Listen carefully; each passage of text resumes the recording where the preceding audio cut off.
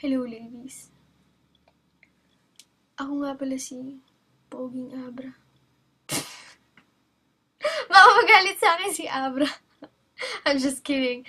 But, yeah, the Yuma for everyone. I didn't memorize the whole song, so I'll be looking at the screen a lot. So, here it goes.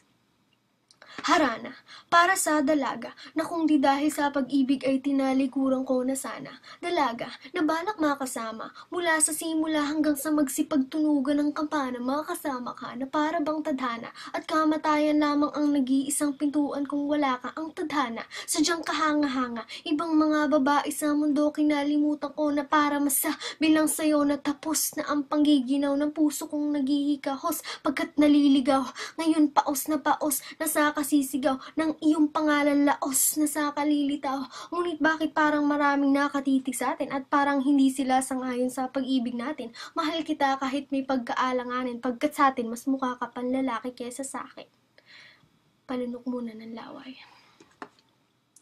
Ang buhay parang dagat, na kung saan lahat tayo nagtipon. Sa dami ng isda, nakabingwit ako ng hipon. Hindi ka lang maganda pag hindi nakatalikod, parang ipot ka ng ibon magpakipot. Hindi ka nais-nais pero hulog ka ng langit. Nakakaadik kahit puro kuto ka sa anit. Kalait-lait pero kahit ubod ka ng pangit, sa'kin mas kaakit-akit. Kapag natuto ka mag-ait, hindi ka man napiling, ikaw lang ang kapiling ko. Kahit hindi pilitin, ikaw ang pipiliin ko. Para kang ribisco, ang sarap ng piling ko. Ikaw ang namimiss ko mismo. At kung kasama ka, parang naglakad ng aso. Kaso di paggalit si San Goku, parang kamo-kamo babe. Pero ika'y bituin kapag sa langit nakadungaw, kahit parang in-between ka ng babae at bakulaw. Ngunit hindi ko maipaliwanag kung ba't marahil ikaw ang laging hinahanap. Pagising ko, ikaw ang nasa isip, patid kita hanggang sa panaginip, kasi ikaw ang iniibig ko.